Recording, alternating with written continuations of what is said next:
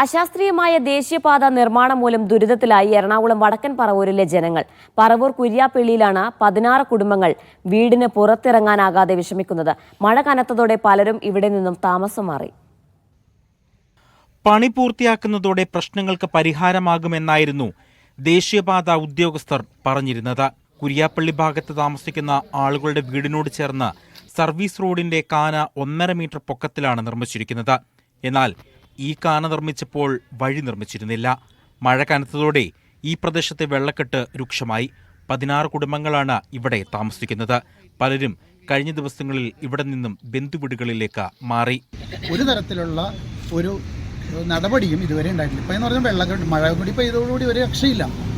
അപ്പുറത്തെ പോയിഞ്ഞ കുറച്ച് പറമ്പുകളൊക്കെ ഉണ്ട്. ആ പറമ്പിലൊക്കെ വെള്ളം കെട്ടി വളരെ മോശമായിട്ടുള്ള സ്മെല്ലാണ്. അപ്പോൾ ആ സ്മെല്ലോട് അകത്തിരിക്കാൻ പറ്റുന്നില്ല വീടുകളുടെ. നല്ല മഴയും കാര്യങ്ങളുള്ളതുകൊണ്ട് എല്ലാ വീടുകളിലും തന്നെ വെള്ളക്കെട്ടാണ്. വെള്ളക്കെട്ട് മാറണമെങ്കിൽ അറ്റ്ലീസ്റ്റ് പുഴയെങ്കിലും ഞങ്ങൾക്ക് തുറന്നു തന്നാൽ മാത്രമേ ഞങ്ങൾക്ക് വെള്ളക്കെട്ട് മാറുള്ളൂ. ഇതൊന്നും ചെയ്യാൻ പറ്റുന്നില്ല.